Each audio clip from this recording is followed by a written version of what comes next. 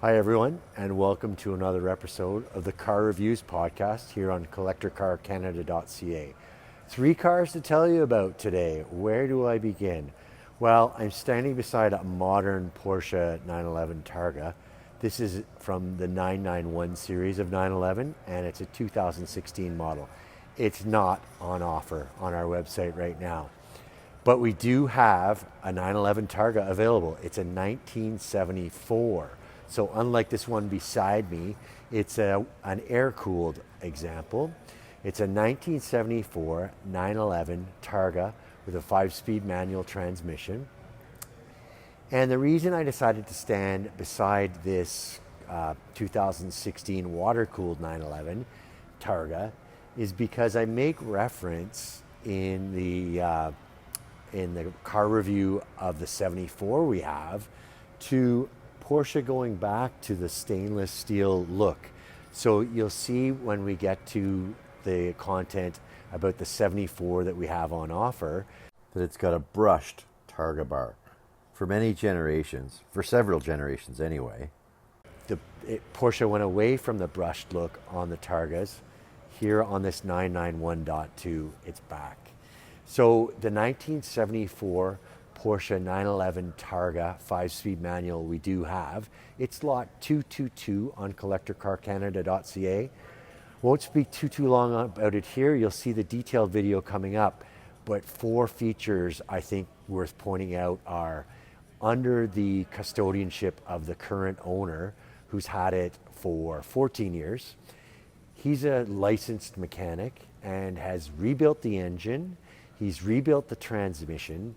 He's replaced the Targa top, and he's also replaced the leather on the front bucket seats in the car.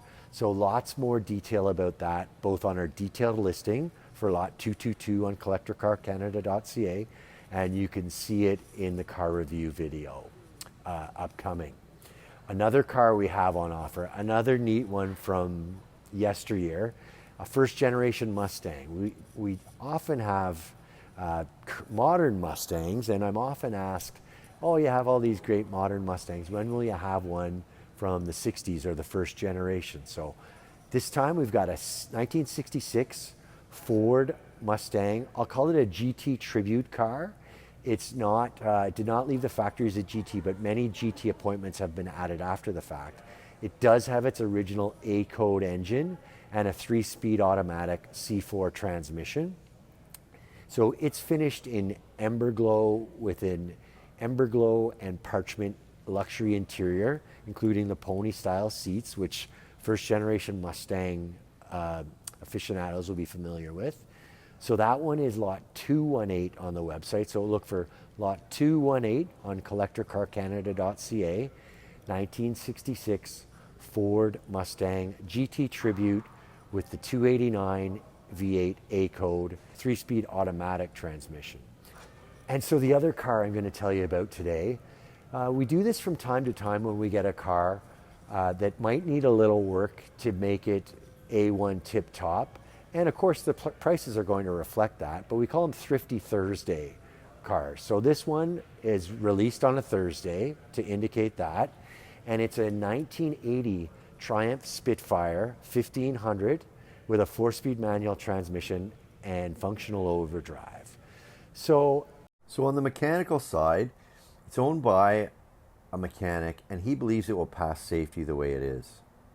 The interior has been mostly redone. It's been recovered in a tan vinyl, which looks great, and it also feels great. The paint on the outside, however, it does show some patina and little bits of upset. I think we do a pretty good job in our photos and the car review of pointing that out. So as I say, don't expect a perfect car, but don't expect a perfect car price either.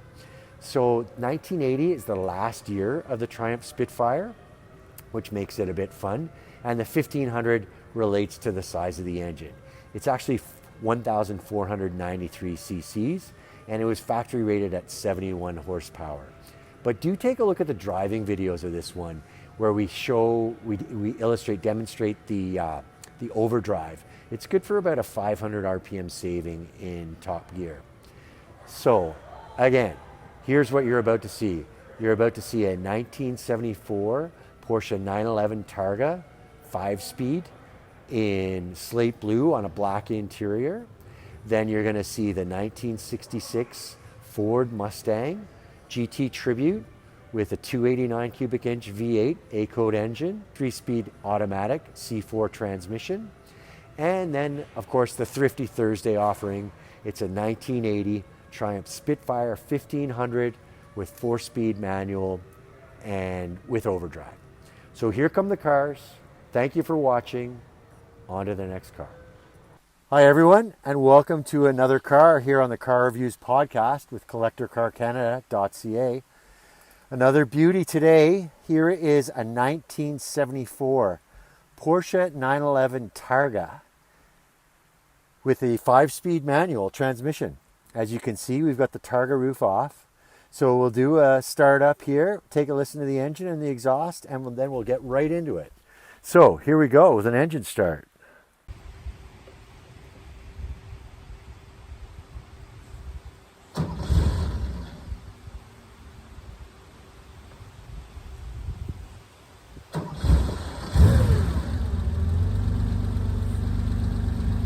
So we got that to start on the second try. I think we can attribute the first try to my lack of familiarity with this particular car.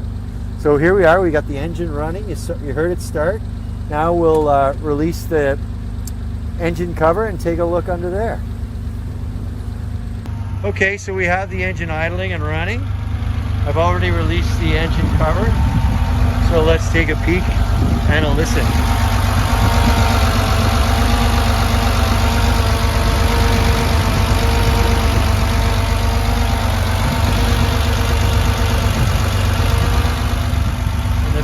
Of the rear engine here with the 911. If you don't have far to go to listen to the exhaust. So here's the sound. Here's the sound of the exhaust when the engine's idling.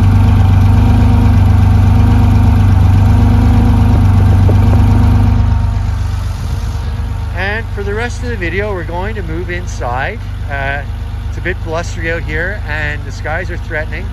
So we're going to cut for now and we'll see you from the inside.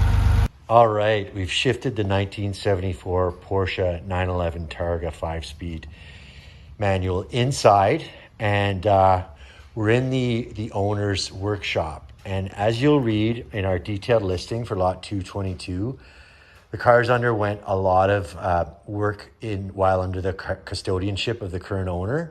He's had it 14 years, and he bought it after 10 years of storage by the previous owner. So he really woke the car up. It's had an engine and transmission rebuild under his care. He's driven it approximately 20,000 kilometers since those were done 12 years ago. So we do have a good itemized list of all the work that was done to it at that time. So pretty low miles since, about 20,000 kilometers. And I'll also note that beautiful Fuchs wheels on this staggered setup. I think they're 185 and 225, but we'll get that onto the detailed listing for sure. But the reason they're on my mind is because the tires went on in 2015. So under 20,000 kilometers on these tires. They're a set of Michelin Defenders. We've got close-ups on the detailed listing. 185, 16, 50, R15 up here in the front.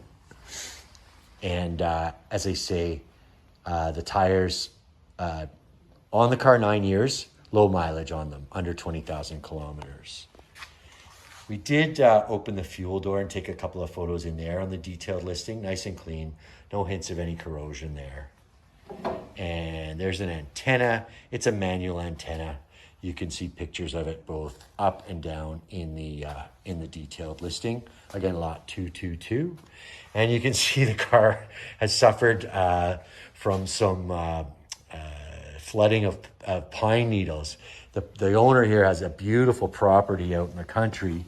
And while we were shooting the intro to the video and the sound of the engine idling, there was a big gust of wind and it brought down a lot of pine needles. So we're going to see pine needles both on and in the car during the video from here on in. So here's a good look at the rear Fuchs, the black center with the chrome lips.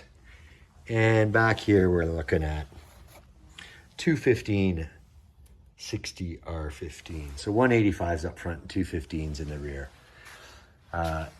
Traditional Targa bar. Of course, the car's a 74. So this is what how the Targa bar is presented at that time. Kind of a stainless steel look. Interestingly, the current 911 generation is 992, and they've gone back to that stainless steel look, although the Targas are much more high tech. Of course, they're power operated today. This one is removable. It's a one-piece panel. In fact, here it is over here. There are some good photos of it on the detailed listing, but even on this video, you can see it's in very nice condition. It was purchased by the current owner. So as I say, he's only done about 20,000 kilometers in the car. So that sort of explains why it's in such nice condition. There are a couple of flaws in the car. I'll show you what I consider the biggest one. There's a little bit of bubbling here in the door jamb. And there it is there. But as I run my finger over it, it's not soft like the feel of cornflakes, as I call it, when it's rust. But it is upset there. And there's a tuning to give you a sense of perspective. As long as I'm showing you those, I'll show you the other two blisters. I guess there are 3 blisters here on the rear on the engine cover. Same thing. I think it's the paint suffering more than anything, because it does not feel like rust underneath. But for perspective, certainly smaller than the Toonie for all 3 marks. There are a couple of marks here. I have a feeling that might just be tree sap. It didn't get cleaned off right away and it's left a mark. Single exhaust here for the 2.7 liter engine.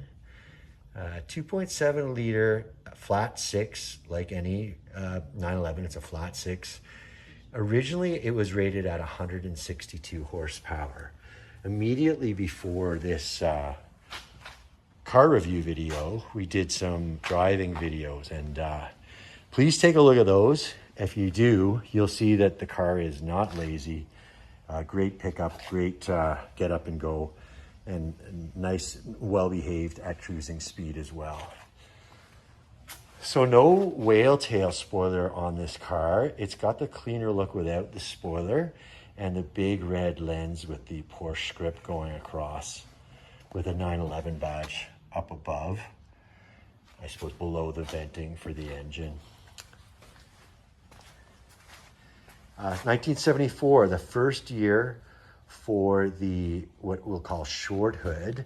We'll show you that when we get back up to the front, but it's on my mind here because these bumpers here with the sort of the absorption area are a tell for the 74 plus G-body 911s. That you wouldn't have seen those in 73 and prior. Good look at the passenger's rear wheel. These Fuchs look to be in nice shape. Of course, with the bigger sidewalls of the older, bigger tire sidewalls of the older Porsches and the smaller diameter rims, they're less vulnerable to curb rash, because most curbs are not as tall as the sidewall is high. So rear defrost it's equipped with. I don't think I mentioned the trim level. This is a 911T. So a 1974 Porsche 911T Targa with the 5-speed manual transmission. Chrome door handles. Both door handles, the chrome is really nice. No pitting on it. And we've got color-coded flag side mirrors on each side. Another nice appointment are these vent windows. So as you might expect, the car is not equipped with air conditioning. Most 70s 911s that are blow cool rather than cold, but this one doesn't even have the air conditioning. So those vent windows really form a nice setup to blow some cool air to the occupants when they're opened in spirited driving. And there's a good look at the front right Fuchs wheel, again with the Michelin Defender tires.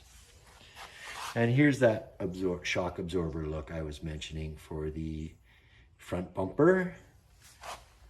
And as I say, they call these the short hoods because prior to 74, this hood extended all the way to the front of the bumper. But of course, with bumper standards that changed for 73, 74, the bumper had to be a little thicker, and as such, the hood got shortened. One other upset I notice in the paint is in these sugar scoop headlights.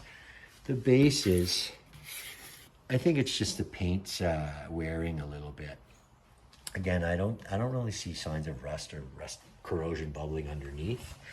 Even when I run my hand over it, it feels like more the paint's becoming unadhered, but just on the bases of those sugar scoop headlights. Good look at the front of the car. Not a lot of stone chipping. There are a couple of chips where we photographed on the detailed listing. Again, a lot 222. Here's one here. And I think there's a couple over here.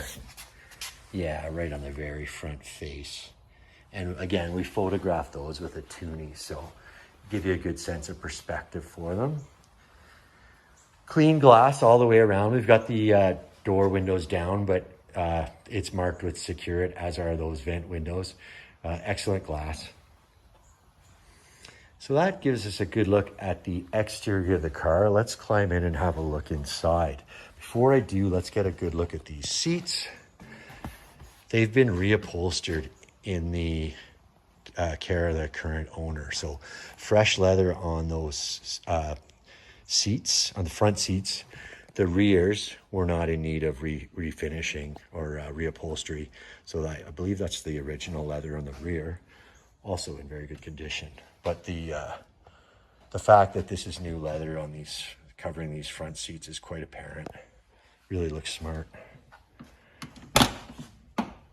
So climbing in.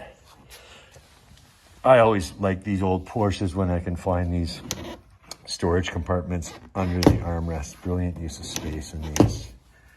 So manual windows, manual locks on the 911T. Climbing in. The car shows just over 10,000 miles. We believe that to be under 111,000 miles. I'll speak with the owner, but I think that's going to be a TMU. This is a TMU car. Sorry for the sound of the horn, but you know it works now. 8,000 RPM tachometer, centrally mounted. So you can see the speedometers to the right, and then there's a dual gauge for oil pressure and oil temp to the left.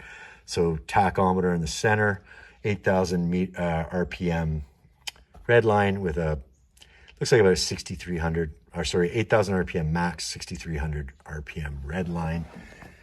Fuel gauge over here, and some kind of an oil gauge there. We'll look into that and we'll get that defined on the detailed listing. Down here, as you see, the keyhole is over here on the left, traditional 911 item. And then on the far right, there's a clock. There's an analog clock. You can see the second hand is not moving, so it's not operable right now. Owner tells us there's a short in there, and he hasn't taken the time to diagnose it, so he's just disconnected it. There's our HVAC controls, the order of the day for Porsche in the early 70s, and there's a modern Kenwood deck here. So take a look at our detailed listing for lot 222 for the details of that. There's a glove box. I'm not going to open it now. There's some personal effects inside of there, but it does include an original owner's manual for a 1974 Porsche 911. And the rear defrost, a fasten seatbelt sign. This would be a speaker up here. 4-spoke steering wheel. Even the mats are quite presentable. I don't know if we have enough light for you to see under the mat, but we do have some photos of the floors under the mats, quite clean. And on the detailed listing, there are not only photos of the underside. You might have noticed while I was walking around the car that we're in a shop with a lift, The current owner is a mechanic, so that's how this car is in such great shape mechanically. But yeah, his shop here is equipped with a lift, so we popped it up and shot even a video underneath. So handbrake, and we've got some more heater controls down there as well. That's how the heat's controlled on the air-cooled cars, both 911 and 914. There's a speaker on the door. There's one on the driver's door as well. There are speaker wires in the rear. However, the owner doesn't have speakers in there right now. So if someone wanted bigger sound, it's already wired for it. You just got to pop in a pair of speakers. I've just released the front trunk, and we can take a look at that. Pretty clean as well, as you'll see. Before we do, quick look at the rear seats. In nice condition, and you can see the speaker wire there. And same thing for under these carpets. We get a good look at the floor, nice and clean. So going forward to that front trunk, no doubt about what make of car we're working with here. It's a Porsche. This is a little tricky to get open. Let's see if I can do it with one hand. There we go, it's released. And I showed you the little paint upset on the front driver's door jamb. This piece is a replacement piece, so it is ready to go if the new owner decides that's something he or she wants to tend to. There are fuses. There's a fuse panel here on the driver's side. There's this Kenwood amplifier I think I mentioned. Light to light things up in the front trunk, still operational. And then underneath this carpet, there's a space saver spare tire that's deflated. That needs to be inflated before it gets used, so always travel with a compressor. And the battery for the car is up here as well. There's some of these stray pine needles we just attracted from being in that little bluster of wind when we were shooting the intro to the video. We did take a look at the engine while it was running, but why don't we head back there for another quick look. So engine in the rear, of course, and the release is right here in the door jamb.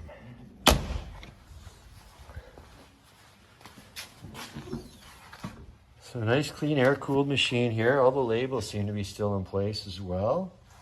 Again, a 2.7 liter, flat six. You can see some Porsche script here on the valve covers on each side. So 2.7 liter flat six rated at 162 horsepower when new. But do take, as I say, take a look at the driving videos and see this engine under load, and you can see how well it performed both accelerating and just cruising along on a 2-lane highway. 5-speed manual transmission. It's the 915 manual transmission. Porsche buffs will be familiar with. And that gets the power to the rear wheels.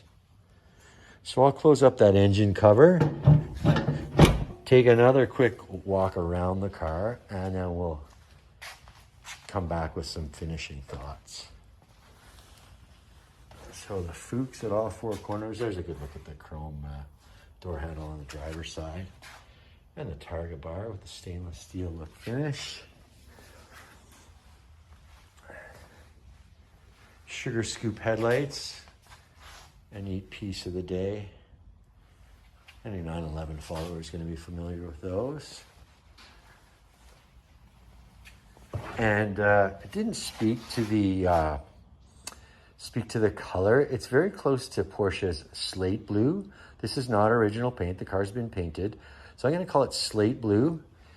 And we're not in ideal lighting conditions, being that we've moved inside. But the interior is black. And the one thing I haven't mentioned is the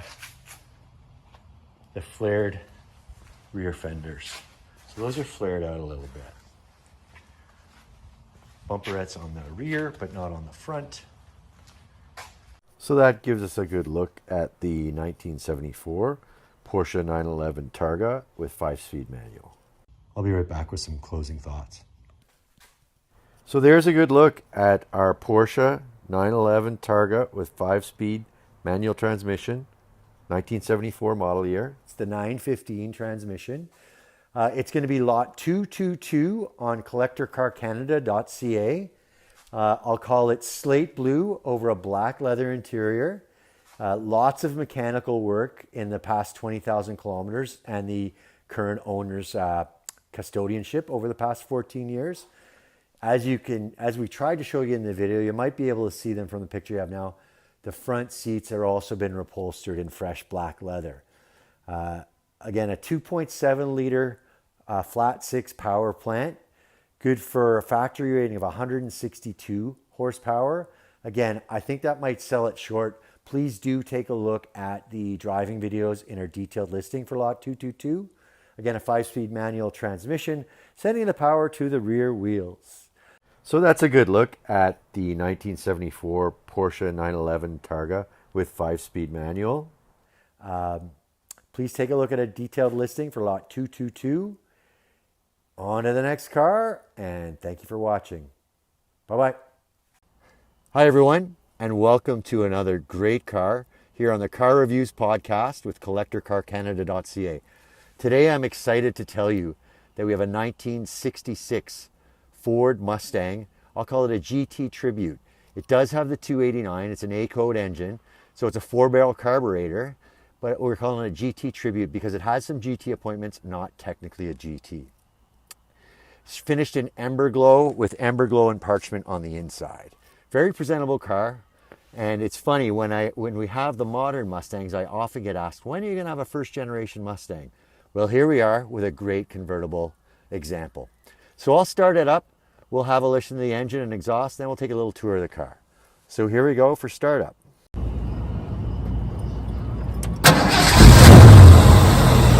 So it started right up, no problem at all. I'll come over and grab the camera and we'll do a handhold and we'll take a look under the hood. There. Okay, here's a great look at dusk of the 1966 Ford Mustang GT Tribute, we'll call it. And we'll head over with the engine running. Release the hood only from the outside here. No cabin release. There we go. So yeah, the release is down below the grille, but the hood opens from above the grille. So here's a good look at the 289 with a 4-barrel carb. Nice polished air cleaner up here, very presentable. And I'll lift the camera in and stop talking so you can see the belts and listen to it idle. Pretty neat valve covers there showing off that it's a Mustang powered by Ford, oil cap. And of course there's another valve cover over here with being a V8.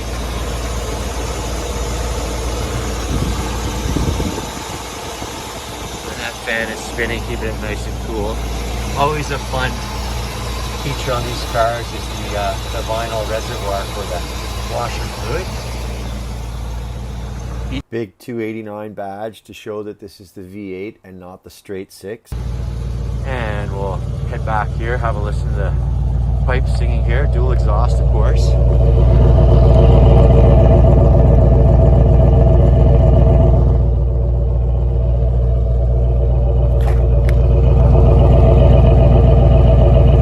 Nice and healthy idle. Sounds pretty good to me. So let's cut that engine. We'll close the hood and take a quick walk around of the car, see what we find on the exterior. So yeah, those springs, there's no prop rod as you notice in this engine bay. Those springs at either corner hold it up nicely. So another GT appointment, this is the fog lights within the grille, so the 4 lights across, kind of a foreshadowing of the look of the 69. Of course, the 69, the center lights were a little bigger, but the 4 whites across the front always look neat. I've talked about this before with the Mustang headed westbound. That's because Lee Iacocca's target market for these was the go west young man type. So as I say, the paint is called Ember Glow, and another neat GT appointment, as well as this 289 badge. There's one on each side of the fender. They're not a GT exclusive badge, but there is a GT badge here on the lower fender behind the front wheel. But this striping kit also gives it the sporty look. And the 14-inch styled steel wheels. It's got a set of 14-inch BF Goodrich radial TAs. They were installed 5 years ago in 2019, but they've only got about 1,500 miles, certainly under 2,000, definitely under 2,000 after having spoken to the owner about that. Very presentable car, but something that's 58 years old is going to have the odd flaw. One thing I notice here is our gap is a little off. That hood probably just needs a little adjustment to get that nice and flush. Another neat appointment. Well, these vent windows I always like in the 60s and 70s cars. We have those on each side, but as well as the vent window, you can see the side mirror over on the passenger side. So matching mirrors on either side. Square setup with the wheels and tires. So same size back here. I think it's 185/70 R14, but take a look at our detailed listing, please, and you can confirm that. Another neat item on this car is I call it a parade boot. The owner just calls it a boot. Nice vinyl cover for the top, protecting it from debris. I'm not going to open the trunk for the sake of this video, but we do have some photos of the trunk. Very presentable, and there's a full-size spare in there as well. We actually pulled up the vinyl covering, the vinyl lining of the trunk, and we saw the metal. It's nice ember glow in there as well. So there's another good look at these pipes. We got dual exhaust here with the I'll call them polished exits, and the reverse lights are also in the rear valence. So it's kind of neat the way the pipes are set up to project through the valence. And here, well, this is the gas cap, but it's also sort of stylized with that GT look.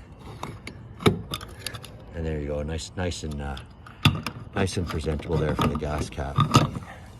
Let's see if I can put it back on to the owner's satisfaction. I think I got it. And you'll notice these tail lights. So these tail lights were used in 65 and 66.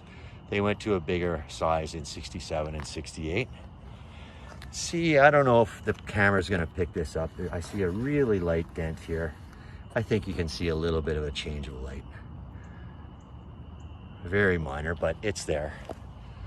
Another matching wheel with the others. Another good look at the parade boot. I don't see any flaws in this parade boot. All the snaps are in place. And there's a plastic bit that slides into that metal to keep it in place. And there's another look at that Mustang and the Mustang GT badge.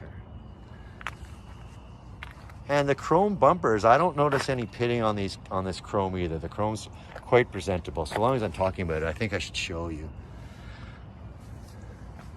But quite a clean look in the chrome on this 66 Mustang. We'll show you this rear bumper, and then we'll climb in and get a good look at the interior. But yeah, the rear just as presentable as the front. US car. The owner bought this car out of St. Louis in 2006, so he's been the custodian for 18 years. And as I said about the tires, he only does about 300 to 500 miles a year on it. We'll get specific in the detailed listing about the driving he's done.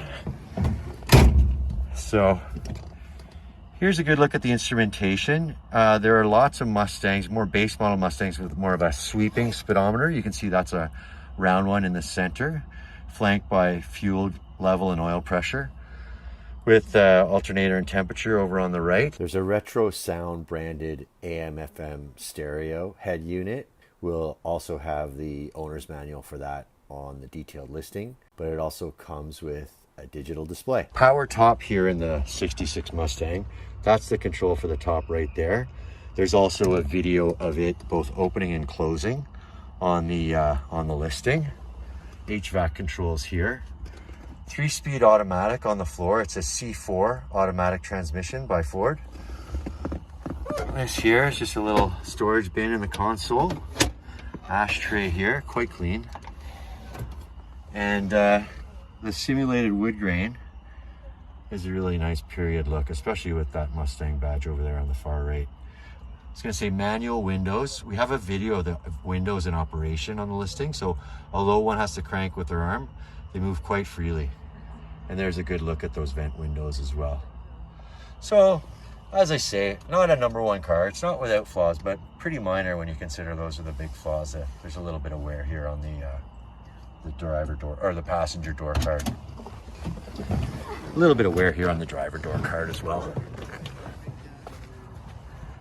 And this Mustang is equipped with a luxury interior. We have the proper wording for that on the detailed listing.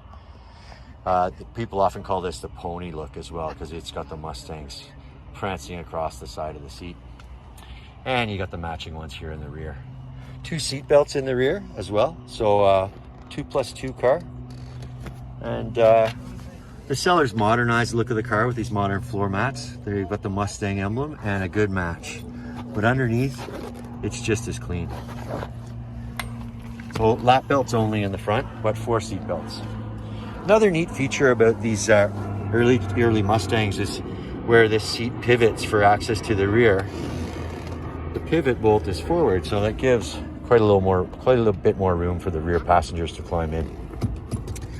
And even these rockers look nice and clean. Like, I won't tell you the door sills are in perfect condition. They do show some wear, but I don't see any rust and not too much distress.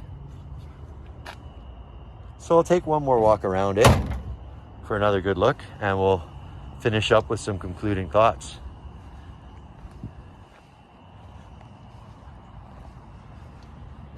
So I do think I've shown you, we always do like to show you the flaws. There are a couple marks on each door, just at the gap. There's one on the passenger side.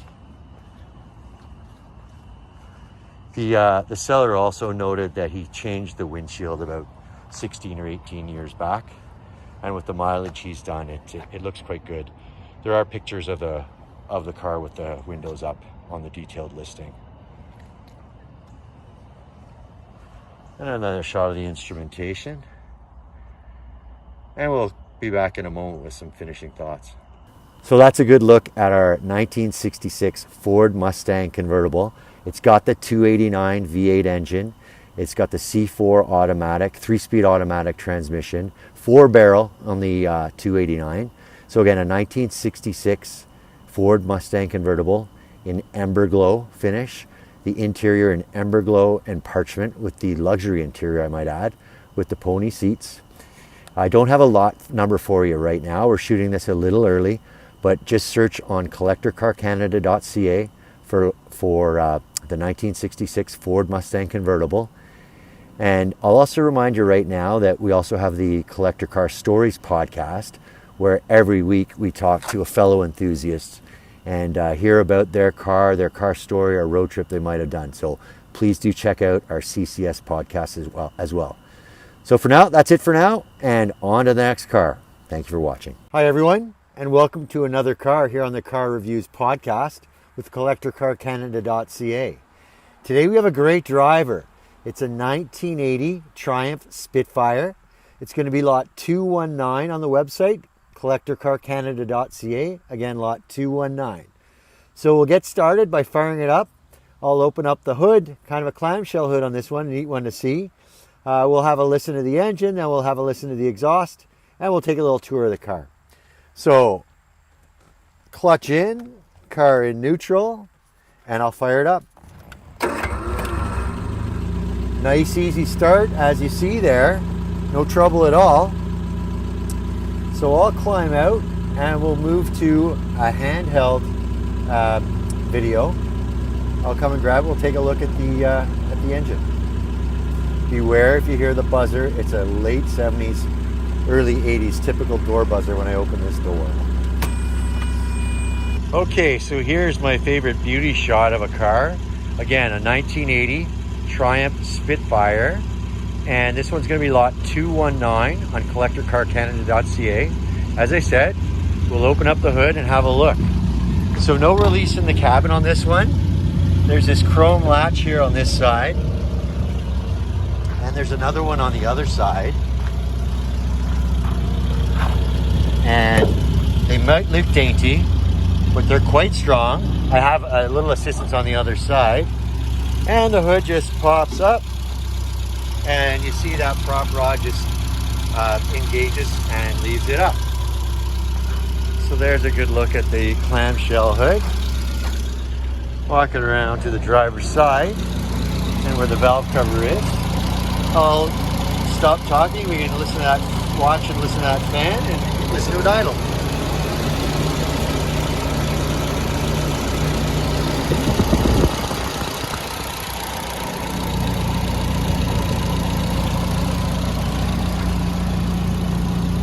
Pretty healthy sounding, 1500cc engine. We'll head back here to the exhaust. Single exhaust on this.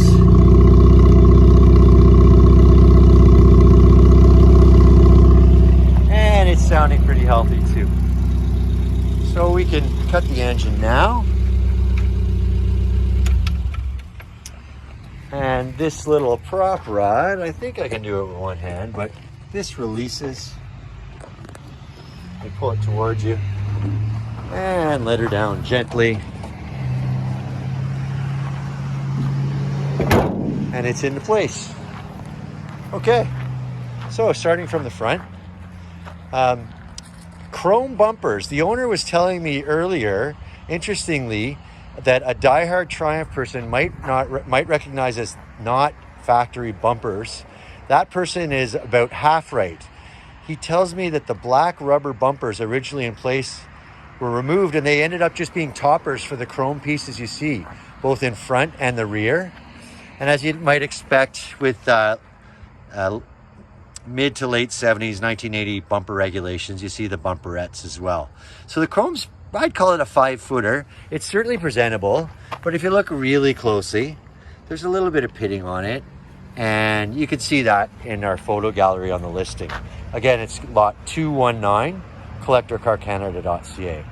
A little front air dam spoiler in black as well. And then wandering around to the tires. So I was remiss I didn't get these latches down. We'll get the other one when we get to the other side. Factory wheels here.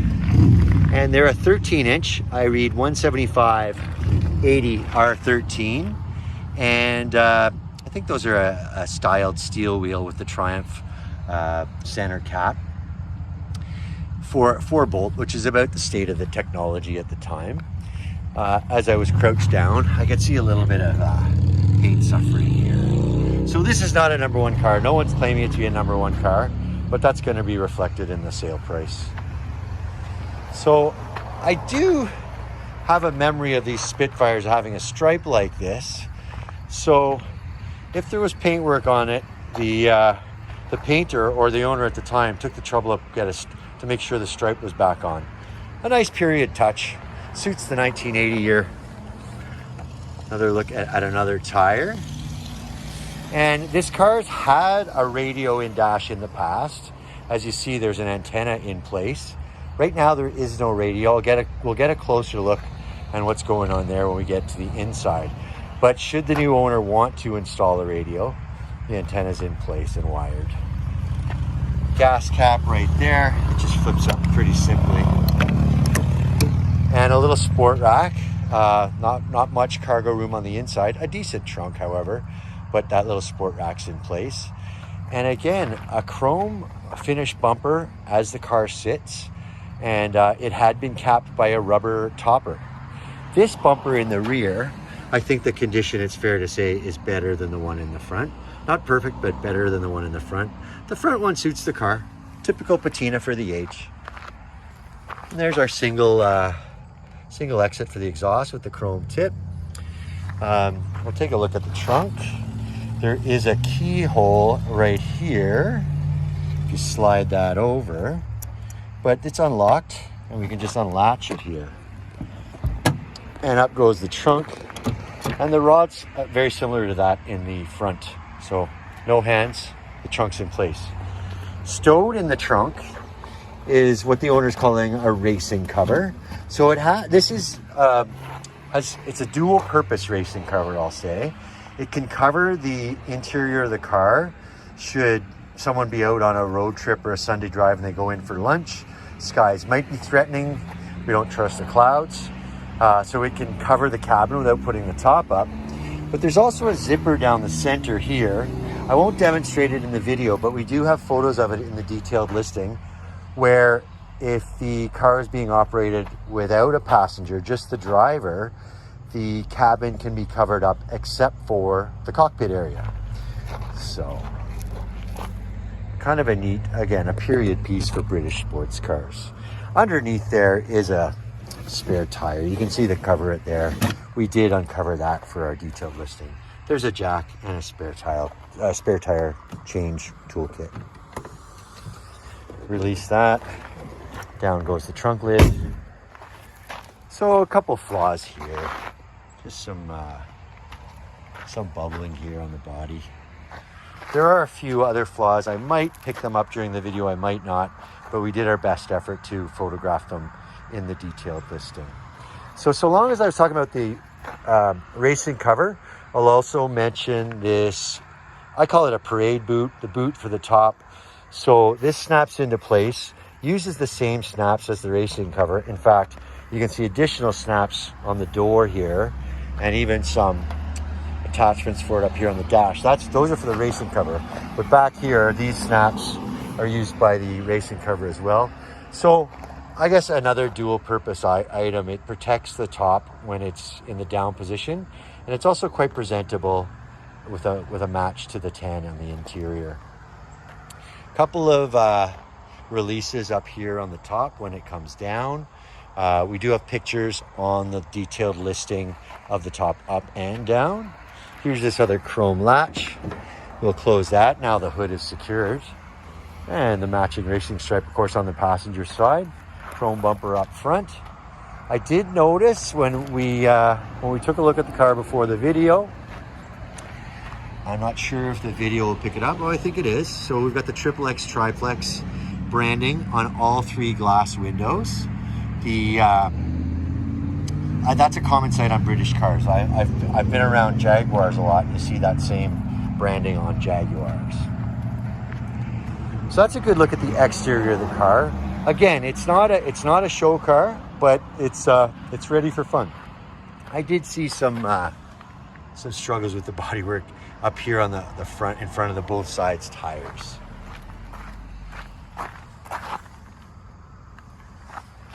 But that's a good look at the exterior. We'll climb in and have a look at the inside. There's that nasty buzzer. Typical for the era, as I say.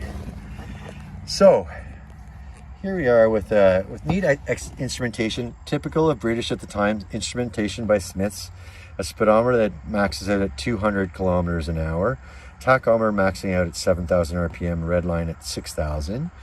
And there's an odometer in place reading just under 88,000 kilometers. I'll speak to the owner, but I think this one's going to be TMU, true mileage unknown. Take a look at our detailed listing for lot 219 to get all the details on that. Nice tidy cabin, nice and tight. Good for British motoring of the era. Wooden dashboard, which is a nice touch.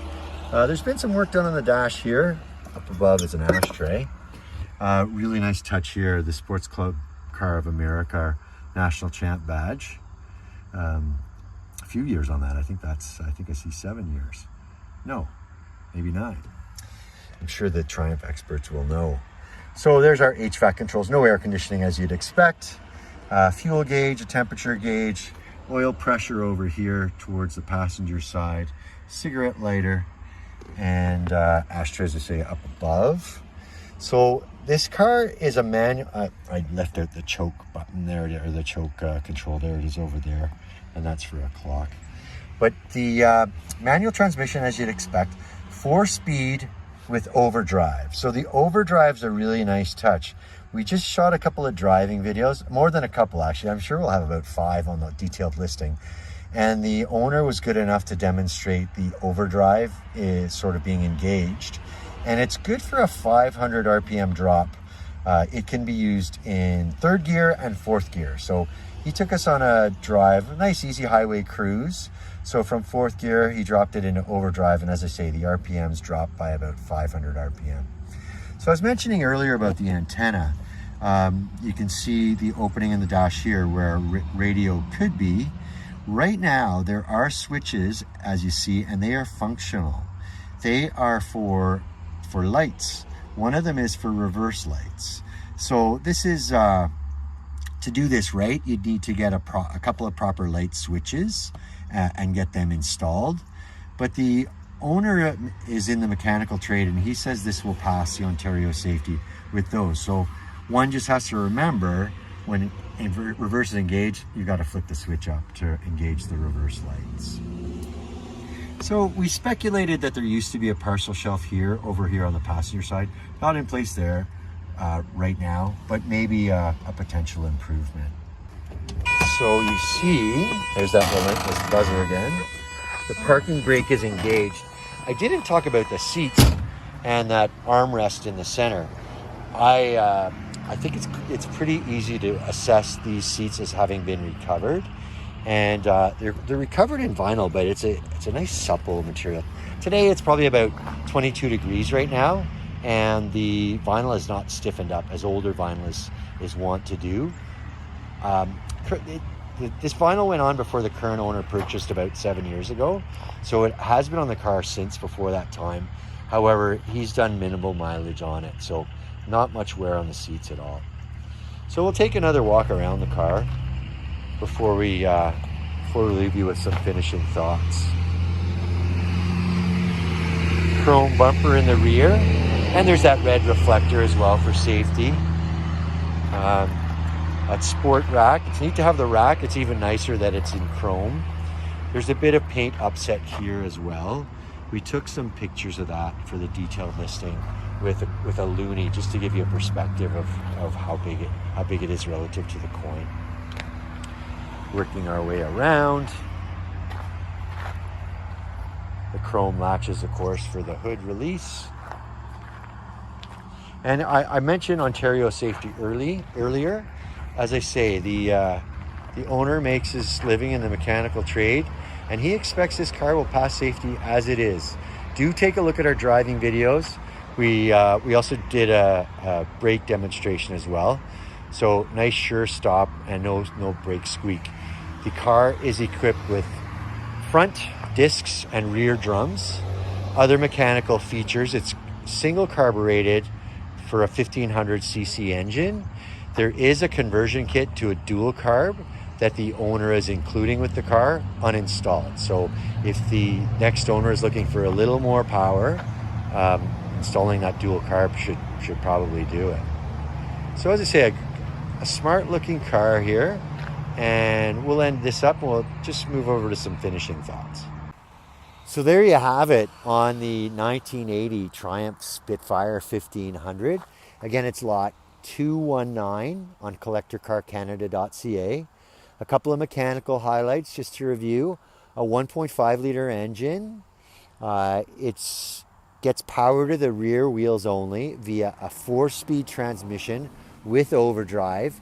The overdrive can be engaged in 3rd gear and 4th gear. As I say, rear wheel drive, and a nice new interior, very presentable tan seats to match the tan parade boot back here. And again, that racing cover, as the owner calls it, is a neat touch too, a nice extra accessory. We did get some photos of the car with the top up as well, so it's black in color, as is the racing cover, and the parade boot is the matching tan. So ending off, CollectorCarCanada.CA, lot 219, 1980 Triumph Spitfire. That wraps up our look at it. Check it out on our website, please. And on to the next car. Thanks for watching.